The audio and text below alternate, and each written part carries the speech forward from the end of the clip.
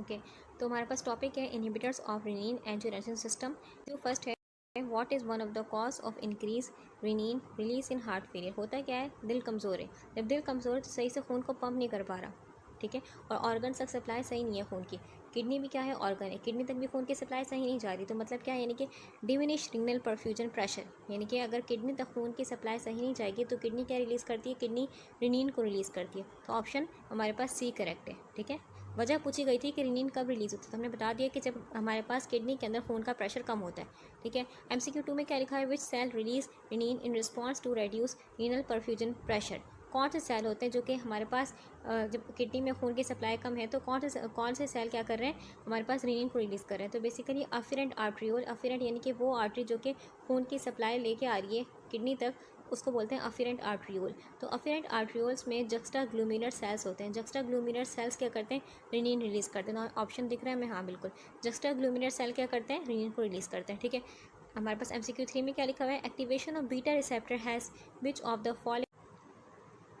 जब बॉडी में sympathetic nervous system activate होता है, यानी कि जब बॉडी फेयर की कंडीशन में या फिर ब्लड प्रेशर लो है बॉडी में, तो क्या होता है, हमारे पास ये सिस्टम एक्टिवेट क्या करता है, किडनी के अंदर यानी कि अफेरेंट आर्ट्रियोल्स में जक्स्टा ग्लूमिनर सेल से यहाँ पर बीटा 1 रिसेप्टर मौजूद है, तो इसको स्टिमुलेट करेंगे। बीटा 1 रिसेप्टर क्या रिलीज़ करेंगे, रेनिन रिलीज़ करेंगे, और रेनिन जो होगा बाद में ये क्या करेगा, ये एक्टिवेट करेगा सिस्टम को, जिसको हम बोलते हैं रेनिन एंजियोटेंसिन एल्डोस्टेरोन सिस्टम, ठीक है।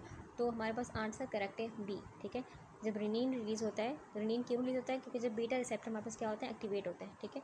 तो option B is the correct answer. आगे क्या लिखा हुआ है 4 MCQ में, the renin angiotensin system is activated in heart failure due to which of the following. Option correct हमारे पास है option C, diminish renal perfusion and sympathetic stimulation.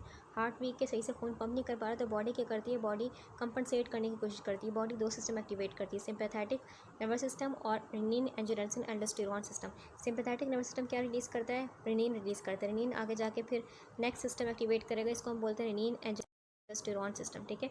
तो डिमिनिश रीनल परफ्यूजन, ठीक है, जब किडनी में खून की सप्लाई कम होती है बेसिकली तो सिस्टम एक्टिवेट होगा ये वाला, ठीक है। एंड सिंपैथेटिक स्टिमुलेशन, और क्या करेगा, सिंपैथेटिक नर्वस सिस्टम को स्टिमुलेट करेगा, देन हमारे पास क्या होता है, renin angiotensin aldosterone system activate होता है, ठीक है। ये सिस्टम एक्टिवेट होता है बिकॉज ऑफ दिस, ठीक है। ऑप्शन हमारे पास ऑप्शन सी करेक्ट है। 5th MCQ में क्या लिखा है हमारे पास, what is the main action of angiotensin 2। Angiotensin 2 जो होता है इसका मेन काम क्या होता है, ये बेसिकली क्या करता है, वेजो कॉन्स्ट्रिक्शन, यानी कि क्या करता है, वेजल्स को, खून के वेजल को कॉन्स्ट्रिक्ट कर देता है, ठीक है, इससे ब्लड प्रेशर बढ़ जाता है। अच्छा, ऑप्शन हमारे पास MCQ 6 में क्या लिखा हुआ है, which system is activated due to heart failure that lead to fluid retention and vasoconstriction. कौन सा सिस्टम क्या करता है हमारे पास, हार्ट फेलियर में क्या करता है, फ्लूइड को रिटेंशन यानी कि फ्लूइड यानी कि सोडियम एंड वाटर को जमा करेगा बॉडी में, जिससे क्या हो जाएगा, खून का वॉल्यूम बढ़ जाएगा, और क्या करता है, वेजल को कॉन्स्ट्रिक्ट करता है। तो कौन सा सिस्टम है हमारे पास, ये सिस्टम है रेनिन एंजियोटेंसिन सिस्टम। ये सिस्टम क्या करेगा, एंजियोटेंसिन 2 का एक्टिवेट करेगा, वो क्या करेगा, खून की वेजल को क्या कर देगा, कॉन्स्ट्रिक्ट कर देगा, देन रिलीज होगा एल्डोस्टेरोन। एल्डोस्टेरोन क्या करेगा, बॉडी में सोडियम वाटर को रोक के रखेगा, इससे क्या हो जाएगा, खून का वॉल्यूम बढ़ जाएगा। Option B is the correct answer हमारे पास।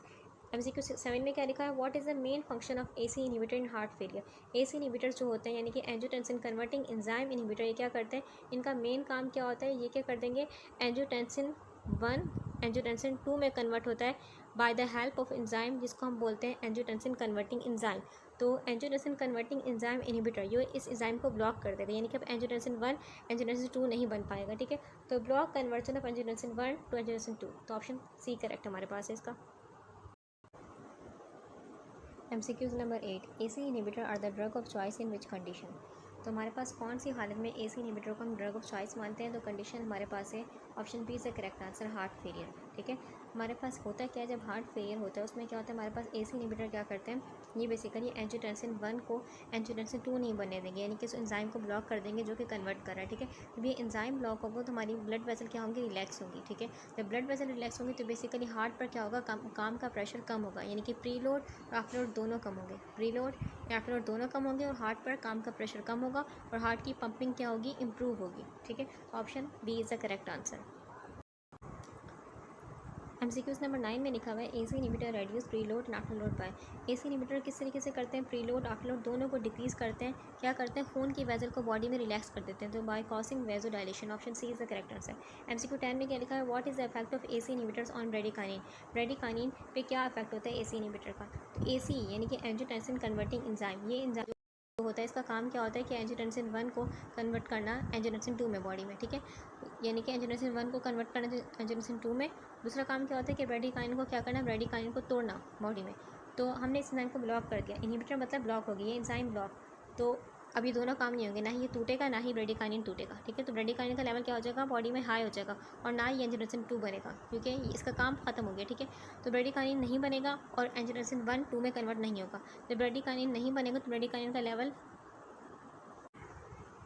एसी एंजाइम का काम क्या होता है, यानी कि एंजियोटेंसिन कन्वर्टिंग एंजाइम का काम क्या होता है कि एंजियोटेंसिन 1 को कन्वर्ट करना एंजियोटेंसिन 2 में, ठीक है। दूसरा काम इसका कि ब्रेडिकाइनिन को क्या करना, तोड़ना, ब्रेडिकाइनिन को तोड़ना। हमने इस एंजाइम को ब्लॉक कर दिया तो ये दोनों काम नहीं होंगे, यानी कि ये एंजियोटेंसिन 1 कन्वर्ट नहीं होगा एंजियोटेंसिन 2 में, और ना ही ब्रेडिकाइनिन बॉडी में टूटेगा। जब बॉडी में टूटेगा नहीं, इसका लेवल क्या हो जाएगा, हाई हो जाएगा, ठीक है। जब इसका लेवल हाई हो जाएगा तो बेसिकली इसके साइड इफेक्ट्स होते हैं। जब एसी इनहिबिटर यूज़ करते हैं तो इस ड्रग के साइड इफेक्ट क्या होते हैं कि ड्राई कफ होती है, सूखी खांसी होती है, और क्या होता है, एंजियोएडिमा होता है बिकॉज ऑफ दिस कि ब्रेडिकाइनिन क्या हो गया, बॉडी में जमा हो गया, ठीक है। तो ऑप्शन सी हमारे पास करेक्ट है। क्या हुआ ऑप्शन सी में, बेसिकली इनहिबिट्स इनएक्टिवेशन, कि एसी एंजाइम क्या कर रहा था, ये ब्रेडिकाइनिन की इनएक्टिवेशन कर रहा था। तो हमने क्या कर दिया, एसी इनहिबिटर के जरिए इसकी इनएक्टिवेशन ख़त्म कर दी। ये ब्रेडिकाइनिन की वजह से बेसिकली क्या होगा, खून की वजह से रिलैक्स हो जाएंगी, ठीक है। तो हमारे पास option C is the correct answer. Number 11, the vasodilatory effect of AC inhibitor is partially due to.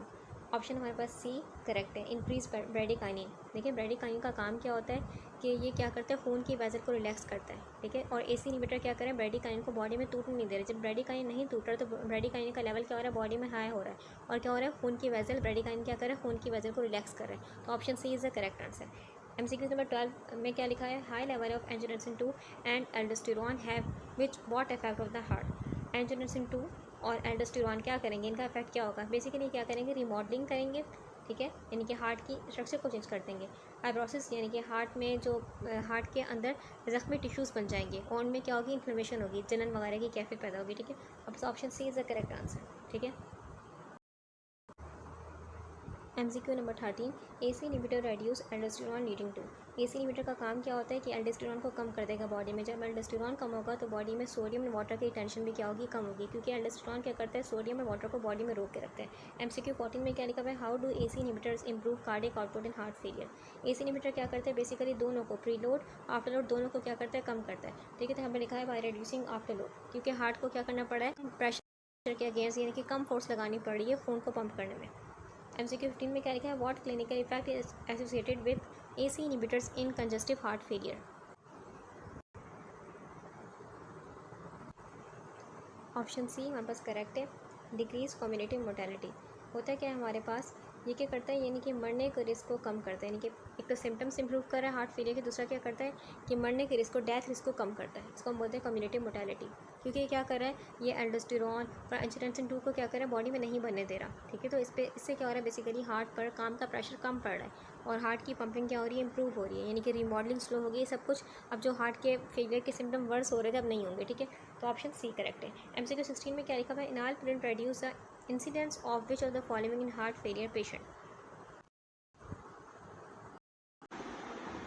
Correct option है option C, myocardial infarction and arrhythmic death, क्योंकि इनालप्रिन क्या करती है, इनालप्रिन मायोकार्डियल इन्फ्रैक्शन यानी कि हार्ट अटैक को कम करती है, एरिथमिक डेथ यानी कि हार्ट का रिदम डिस्टर्ब होने से जो अचानक डेथ होती है उसको भी क्या करती है, कम करती है, क्योंकि बेसिकली ये क्या करिए, ये बेसिकली एल्डोस्टेरोन और एंजियोटेंसिन 2 को क्या करिए, ब्लॉक करिए, इस वजह से ये इन चीज़ों से बचा रही है, ठीक है। Option C is the correct answer. MCQ 17 में क्या लिखा है, what additional medication may be combine with AC inhibitor to improve symptoms in heart failure. यानी कौन सी मेडिसिन एसी इनहिबिटर्स के साथ कंबाइन करके दें तो क्या होती है, सिम्टम्स और अच्छे से इंप्रूव होते हैं, यानी कि सिम्टम्स, यानी कि हार्ट फेलियर का अच्छा इलाज होगा। तो हमारे पास है थायजाइड, डायूरेटिक्स, लूप डायूरेटिक और डिजॉक्सिन, ठीक है। डिजॉक्सिन क्या करेंगे, हार्ट की पंपिंग को इंप्रूव करेंगे। डायूरेटिक्स क्या करते हैं, बेसिकली पानी और सोडियम को क्या करेंगे, बॉडी से निकालेंगे, ठीक है, इसको जमा करके नहीं रखेंगे। तो option B is the correct answer. MCQ 18 में क्या लिखा हुआ है, AC inhibitors blunt the angiotensin 2 mediated increase in. AC inhibitor क्या करता है, एंजियोटेंसिन 2 को क्या करता है, ब्लॉक कर देता है, ठीक है। तो इससे क्या इंक्रीज होता है, एसी इनहिबिटर क्या करते हैं, बेसिकली एंजियोटेंसिन 2 को ब्लॉक कर देंगे, इसकी वजह से क्या हो जाएगा, हमारे पास एपिनेफ्रिन और एल्डोस्टेरोन दोनों बॉडी में क्या हो जाएंगे, कम हो जाएंगे, ठीक है। तो option B is the correct answer. MCQ 19 में क्या लिखा है, what is the effect of AC inhibitor on vascular resistance and venous tone. क्या करते हैं, यानी कि एसी इनहिबिटर का क्या इफेक्ट होता है दोनों पर, इन दोनों पर क्या इफेक्ट है एसी इनहिबिटर का। करेक्ट ऑप्शन हमारे पास है क्या करता है, दोनों को रिड्यूस करता है, यानी कि क्या करता है, खून की वेसल को क्या कर देगा, हमारे पास रिलैक्स कर देगा, और इससे क्या हो जाएगा, खून को पंप करने में आसानी होगी दिल को। हमारे पास ऑप्शन है ऑप्शन बी करेक्ट, ठीक है, रेड्यूस बोथ, दोनों को कम कर देगा, मीन्स को रिलैक्स, और वेस्कुलर रेजिस्टेंस यानी कि वेजल्स क्या हो जाएंगी, रिलैक्स हो जाएंगी, दिल को कम प्रेशर से खून को पंप करना पड़ेगा। MCQ 20 में क्या लिखा हुआ है, the primary reason for reduced mortality with AC inhibitors treatments in heart failure. क्या वजह है AC इनहिबिटर का, यानी कि AC इनहिबिटर का क्या प्राइमरी रीज़न है, क्या कर रहा है, वो मौत को किस तरीके से कम करा है, मोर्टेलिटी का रिस्क किस तरीके से कम करा है। बेसिकली क्या करता है, ये डिक्रीज आफ्टर लोड, यानी कि खून को जो पंप करने में ताकत लगानी पड़ रही है हार्ट को, वो कम कर देता है, ठीक है, और improve cardiac function, cardiac output क्या होता है, इम्प्रूव हो जाता है, ठीक है। तो बस option C is the correct answer. MCQ 21 में क्या लिखा हुआ है, AC inhibitor may be use a single agent therapy in patients who, यानी कि AC इनहिबिटर्स को हम एक सिंगल दवाई के तौर पर दे सकते हैं उन पेशेंट में जिनका अभी स्टार्ट हुआ है, यानी कि जो अभी हार्ट फेलियर के इनिशियल स्टेज में, ठीक है। हमारे पास यहाँ पर लिखा हुआ है माइल्ड डिस्निया, जिनको हल्की फुल्की सांस लेने मुश्किल हो रही हो, थोड़ी सी फिजिकल एक्टिविटी करें, हल्की फुल्की में मुश्किल हो रही है, उनको सांस लेने में मुश्किल हो रही है, तो हमारे पास माइल्ड डिस्निया ऑन एक्सर्शन, ठीक है, फिजिकल एक्टिविटी के दौरान क्या हो रही है, सांस लेने मुश्किल हो रही है, विदाउट एडिमा, एडिमा भी डेवलप नहीं हुआ, यानी कि अभी हार्ट फेलियर का इनिशियल स्टेज है, उसमें क्या होता है, AC इनहिबिटर को दे सकते हैं एज सिंगल, यानी कि सिंगल दवाई के तौर पर। लेकिन अगर हार्ट फेलियर की स्टेज बढ़ जाएंगे तो और दवाइयाँ हाथ में क्या करनी पड़ती है, कंबाइन करनी पड़ती हैं, बिकॉज ऑफ गुड रिजल्ट, ताकि अच्छे रिजल्ट्स आएँ। MCQ 22 में क्या लिखा हुआ है, AC inhibitor are indicated in patients with, AC inhibitors किन पेशेंट्स में क्या फ़ायदा होता है। बेसिकली क्या करता है ये, all stage of left ventricular failure, यानी कि किसी भी स्टेज हो, कौन सा भी स्टेज हो हार्ट फेलियर का, उन सब में AC इनहिबिटर दे सकते हैं आराम से, ठीक है। AC इनहिबिटर के बहुत फ़ायदे हैं। 23 MCQ में क्या लिखा है, which group of patient benefits most from AC inhibitors in heart failure, कौन से पेशेंट में क्या होता है AC इनहिबिटर देने का बहुत फ़ायदा होता है, कौन से पेशेंट जिनका बहुत ही कम क्या होता है, इजेक्शन फ्रैक्शन होता है,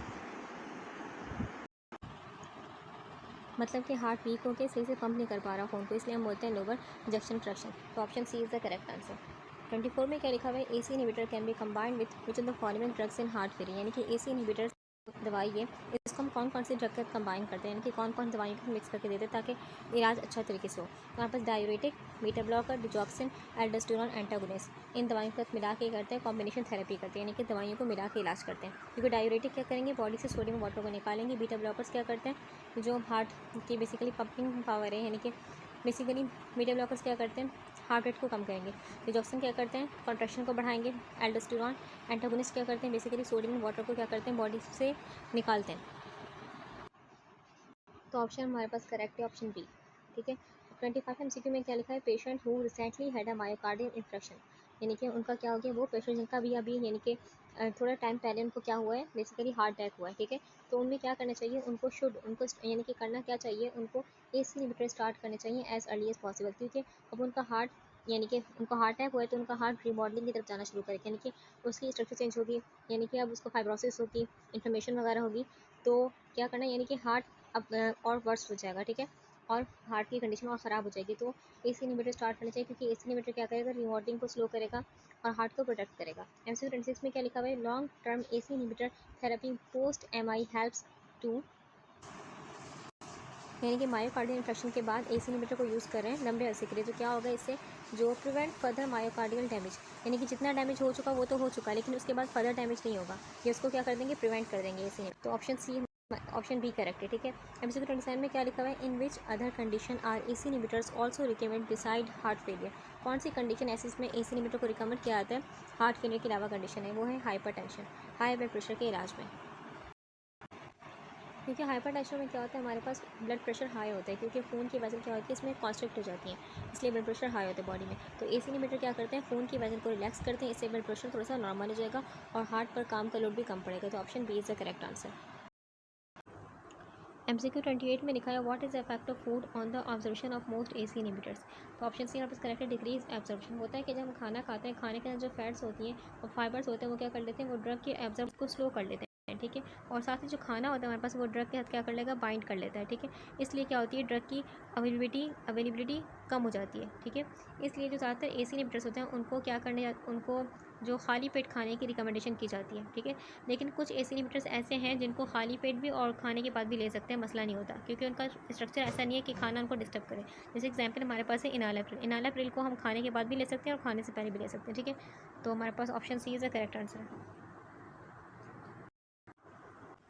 MCQ 30 में लिखा है which AC inhibitor is an exception and is not a prodrug. तो ऑप्शन हमारे पास सी करेक्ट है, कैप्टोप्रिल। होता है कि हमारे पास ज़्यादातर एसी इनहिबिटर्स क्या होते हैं, प्रोड्रग होते हैं, यानी कि वो बॉडी में जाकर क्या होता है, लिवर के अंदर एक्टिवेट होते हैं, पहले एक्टिवेट नहीं होता है, ठीक है। लेकिन कैप्टोप्रिल क्या है, कैप्टोप्रिल एक एक्सेप्शन है, ये ऑलरेडी एक्टिव फॉर्म में होता है, ठीक है। इसलिए लिवर में जाके कन्वर्ट होने के बाद बेसिकली ये इनएक्टिव हो जाता है, ठीक है। यानी कि लिवर में इसको एक्टिव होने की जरूरत नहीं है, पहले से एक्टिव है। तो ऑप्शन सी करेक्ट है। MCQ 31 में क्या लिखा हुआ है, हमारे पास लिखा हुआ है most AC inhibitors are animated which route, यानी कि ज़्यादातर जो एसी इनहिबिटर्स होते हैं वो किस रूट से बॉडी के जरिए बाहर निकलते हैं। तो हमारे पास किडनी के ज़रिए बाहर निकलते हैं, ऑप्शन हमारे पास डी करेक्ट है, ठीक है।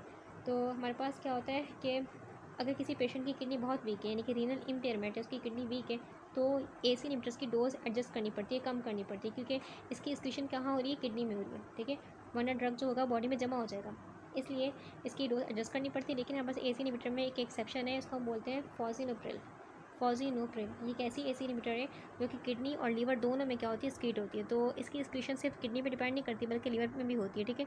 तो अगर किसी की किडनी वीक है तो उसमें फॉजिनोप्रिल वो की जाती है, रिकमेंड की जाती है, ठीक है, क्योंकि इसका दोनों पे डिपेंड करिए एक्सक्रीशन, ठीक है। अच्छा, आगे हमारे पास है फिर हर two MCQ which AC inhibitors are suitable for once daily dosing due to their long duration. तो हमारे पास ऑप्शन करेक्ट है, ऑप्शन बी, क्योंकि कुछ एसी इनहिबिटर्स का ड्यूरेशन जो होता है वो ज़्यादा होता है, इसलिए सिर्फ उन्हें एक दफ़ा देना दिन में काफ़ी होगा। जैसे एग्जाम्पल रामिप्रिल और फॉजिनोप्रिल, ठीक है। ये दोनों जो हैं, इन दोनों का हाफ लाइफ क्या है, लंबा है। यानी कि हाफ लाइफ मतलब क्या होता है, यानी कि ये दोनों बॉडी में फॉर एग्जाम्पल इतनी है, तो बॉडी में जब इतनी जाएंगी तो वो इतनी भी बहुत टाइम बाद जाएंगी, ठीक है। तो इनका बोलते हैं हाफ लाइफ, यानी कि ड्रग का आधा हिस्सा जब बॉडी में ख़त्म हो गया, इसको बोलते हैं हाफ लाइफ। दोनों का क्या है, हमारे पास हाफ लाइफ लंबा है, ठीक है। कैप्टोप्रिल जो है दिन में हमारे पास जो होती है कैप्टोप्रिल्स का हाफ लाइफ शॉर्ट है, इसको दिन में 2-3 बार लेना पड़ता है। इनालाप्रिल भी क्या है, हमारे पास शॉर्ट है, इसको दिन में 2 बार लेना पड़ेगा, ठीक है। इसलिए हमारे पास ऑप्शन बी करेक्ट है। MCQ नंबर 33 में लिखा है विच of the following is not an adverse effect of AC inhibitor. ये साइड इफेक्ट दिए गए हैं, हमें बताना है इनमें से कौन सा साइड इफेक्ट जो है वो एसी इनहिबिटर। जानते हैं एसी इनहिबिटर का साइड इफेक्ट हाइपोग्लाइसीमिया नहीं है, ठीक है। ऑप्शन डी करेक्ट है, बाकी सारे साइड इफेक्ट जो हैं वो एसी इनहिबिटर्स के हैं। ऑप्शन 30 MCQ 34 में क्या लिखा हुआ है, why should AC inhibitor be avoided in pregnancy. Pregnancy में क्यों मना है, एसी इनहिबिटर क्यों नहीं यूज़ करने चाहिए, क्योंकि क्या कर सकते हैं, कॉज फीटर टॉक्सिसिटी। क्या करते हैं बेसिकली, ये बेबी की जो किडनीस होते हैं, किडनीस और हार्ट के डेवलपमेंट को क्या करते हैं, किडनी और हार्ट के डेवलपमेंट को डैमेज करते हैं, ठीक है।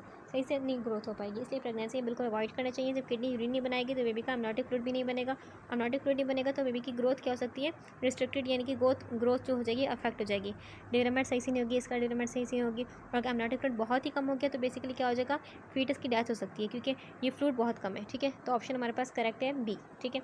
आगे क्या लिखा हुआ है, 35 MCQ में लिखा हुआ है what common side effect of AC inhibitor में रिक्वायर स्टॉपिंग द ड्रग, ठीक है।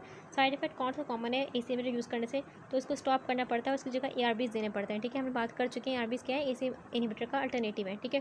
तो साइड इफेक्ट जो एसी इनहिबिटर से कॉमन है वो है हमारे पास परसिस्टेंट ड्राई कफ। ये होती क्यों है, क्योंकि एसी इनहिबिटर क्या करता है, बॉडी में ब्राडिकानिन नाम का केमिकल होता है, वो टूटता है, ठीक है। जब वो टूटता है तो खून की वजह रिलैक्स होती हैं, तो ये एसी इनहिबिटर क्या करते हैं, ब्राडिकानिन को टूटने नहीं देता बॉडी में, तो ब्राडिकानिन का लेवल बॉडी में हाई हो जाता है। और जब ये केमिकल बॉडी में हाई होता है तो क्या होता है, इससे परसिस्टेंट ड्राई कफ होती है, यानी कि लगातार खुश खांसी होती है। तो ऑप्शन हमारे पास सी करेक्ट है। इसलिए पेशेंट को अगर किसी को हो रहा है ऐसा तो क्या करते हैं, उसको ARBs देते हैं, ठीक है। एसी इनहिबिटर नहीं देते, क्योंकि दोनों का काम एक ही है, ठीक है, तकरीबन। 36 MCQ में लिखा है what is the prototype drug for angiotensin receptor blocker, ठीक है। तो हमारे पास ऑप्शन करेक्ट है इसका, ऑप्शन बी हमारे पास करेक्ट है, लोजार्टन। लोजार्टन जो होती है वो ARBs का प्रोटोटाइप ड्रग है।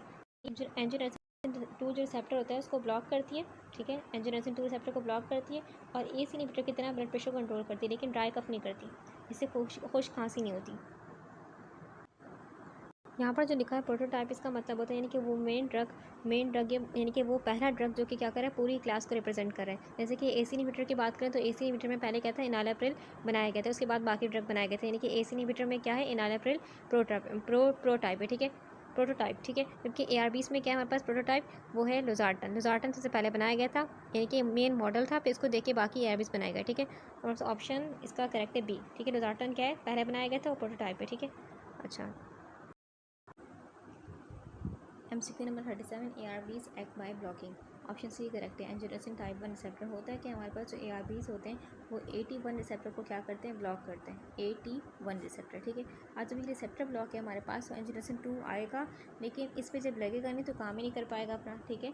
तो एंजियोटेंसिन 2 जो होता है हमारे पास, एंजियोटेंसिन 2 बेसिकली AT1 रिसेप्टर पर लगता है तब काम होता है, यानी कि तब हमारे पास खून की वेसल कॉन्स्ट्रिक्ट होती हैं, प्रेशर बढ़ता है, एल्डोस्टेरॉन रिलीज होता है। हमने क्या कर दिया, इस रिसेप्टर को ब्लॉक कर दिया, ठीक है। तो ऑप्शन सी हमारे पास करेक्ट है।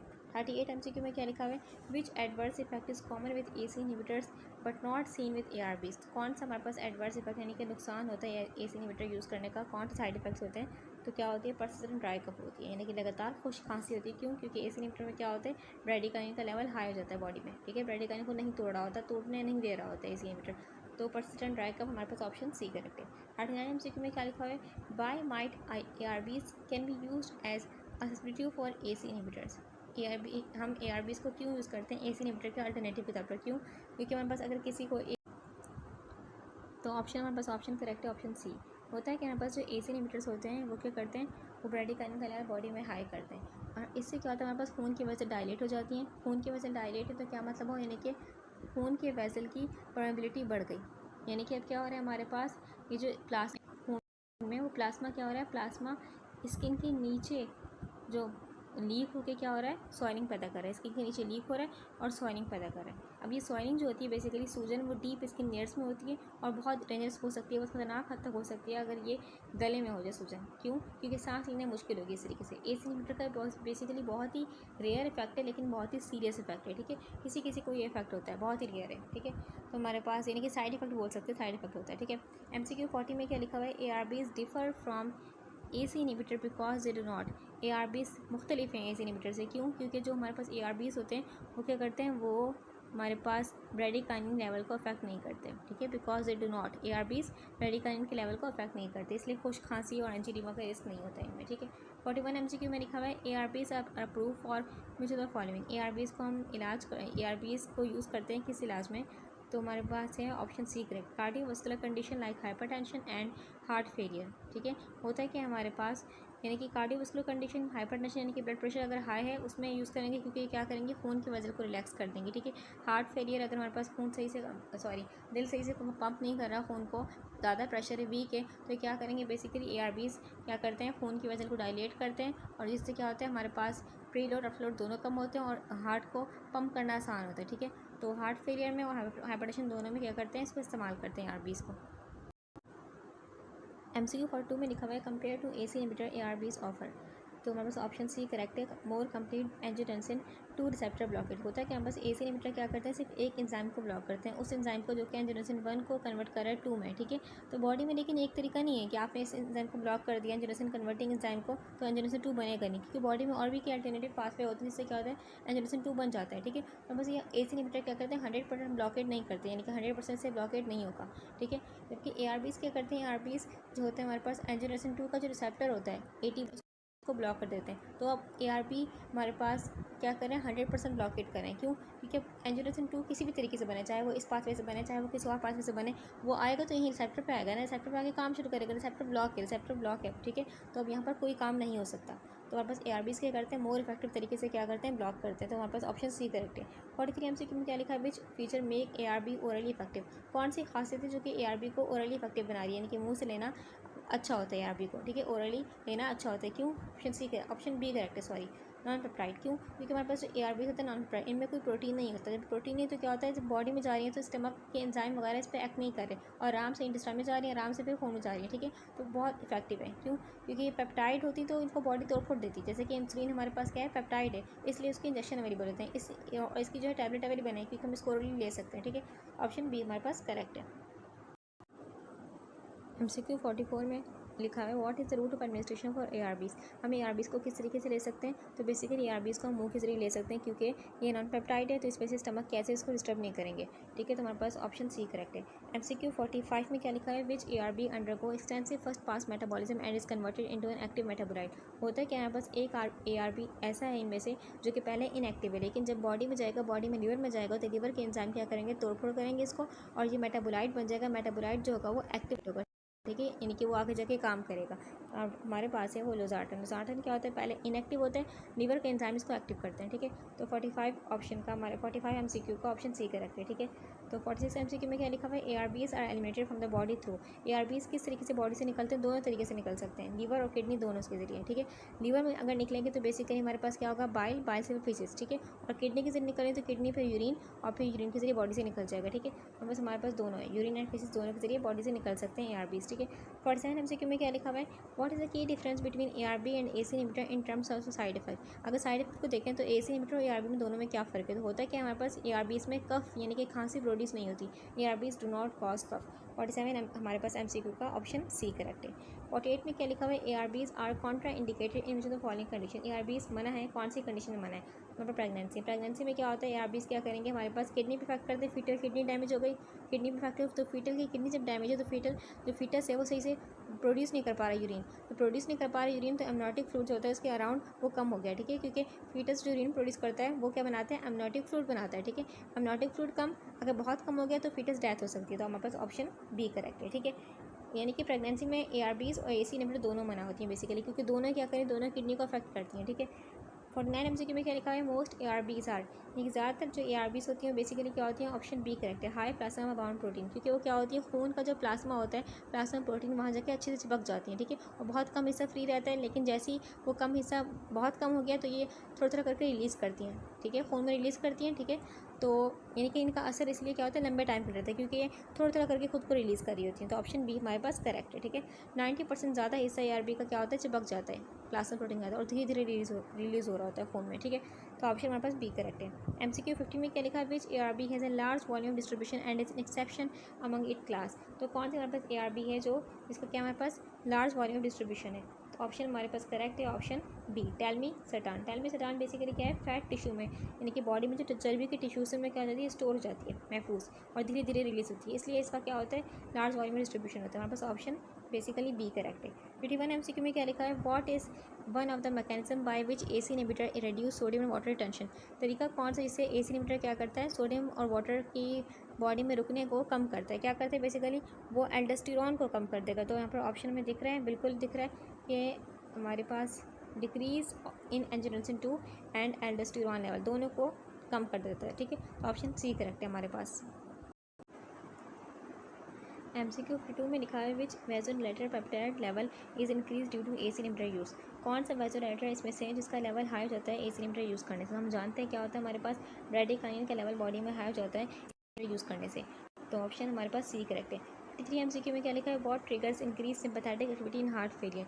तो कौन चीज़ क्या करती है, एक्टिवेट करती है सिंपैथेटिक एक्टिविटी को हार्ट फेलियर में। तो हमारे पास अगर क्या होता है, खून का प्रेशर बॉडी में कम है और बैरो रिसेप्टर नहीं, यानी कि वो रिसेप्टर जो कि प्रेशर को फील करते हैं, उन्होंने फील कर लिया कि खून का प्रेशर बॉडी में कम है, तो वो क्या एक्टिवेट करते हैं, सिंपैथेटिक एक्टिविटी एक्टिवेट करते हैं, ठीक है। 54 MCQ में क्या लिखा है, beta adrenergic receptor stimulation in heart failure lead to.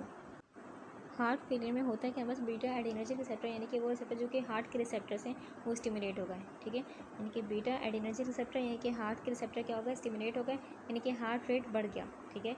Heart rate बढ़ गया तो क्या मतलब, यानी कि क्रोनोट्रॉपिक इफेक्ट, हार्ट रेट बढ़ गया, क्रोनोट्रॉपिक इफेक्ट प्लस क्या होता है, हार्ट की पंपिंग फोर्स बढ़ जाती है, यानी कि आयनोट्रॉपिक इफेक्ट, क्रोनोट्रॉपिक इफेक्ट और आयनोट्रॉपिक इफेक्ट दोनों बढ़ जाते हैं। तो ऑप्शन हमारे पास करेक्ट ऑप्शन है, increase heart rate and contractile force, ठीक है। हार्ट रेट इंक्रीज हो रहा है यानी कि क्रोनोट्रॉपिक इफेक्ट हो रहा है हमारे पास, और पंपिंग पावर इंक्रीज हो रही है तो हम बोल रहे हैं कॉन्ट्रेक्टाइल फोर्स इंक्रीज, ठीक है। तो हमारे पास ऑप्शन सी करेक्ट है। MCQ 55 में लिखा है, what is the effect of अल्फा-1 mediated vaso constriction in heart failure. होता है कि हमारे पास हार्ट फेलियर में अल्फा-1 रिसेप्टर एक्टिवेट होते हैं और इससे क्या होता है, खून की वेसल टाइट हो जाती हैं, यानी कि नैरो हो जाती हैं, ठीक है। जिससे कि हम कहते हैं वैसो कंस्ट्रिक्शन कहते हैं, यानी कि वैसो कंस्ट्रिक्शन हो गई क्योंकि अल्फा-1 रिसेप्टर एक्टिवेट होता है। अब खून क्या होगा, खून ज़्यादा फोर्स से क्या होगा, हार्ट की तरफ वापस आएगा, क्योंकि खून की वेसल टाइट है, ज़्यादा फोर्स लगा के आएगा, हार्ट की तरफ वापस आएगा, ठीक है। और हार्ट में क्या होगी, ज़्यादा फीलिंग हो जाएगी, यानी कि प्री लोड बढ़ जाएगा, ठीक है। अब ये इनिशियली क्या करता है, शुरू में ब्लड प्रेशर को स्टेबल रखने में हेल्प करेगा, लेकिन ज़्यादा प्री लोड हो जाएगा, ठीक है, तो हार्ट पे क्या पड़ेगा, एक्स्ट्रा लोड पड़ेगा, क्योंकि आफ्टर लोड भी क्या हो जाएगा, ज़्यादा जाएगा, ठीक है। इसलिए हार्ट को ज़्यादा ताकत लगानी पड़ेगी। तो हमारे पास ऑप्शन हमारे पास करेक्ट है, option C, increase venous return and preload, ठीक है। बहुत ताकत से खून आ रहा है हार्ट के पास और प्री लोड बढ़ रहा है, ऑप्शन सी करेक्ट है। डिस MCQ में क्या लिखा है, more than 99% of intracellular calcium is stored in. अगर हम सेल के अंदर देखें कार्डियक सेल में तो क्या होता है हमारे पास इंटरसेलुलर कैल्शियम, यानी कि सेल के अंदर जो कैल्शियम होती है वो स्टोर होती है माइटोकॉन्ड्रिया और सार्कोप्लाज्मिक रेटिकुलम में स्टोर होती है। ठीक है, सिग्नल मिलने पे क्या होती है, रिलीज़ होती है, फिर दोबारा स्टोर जाती है।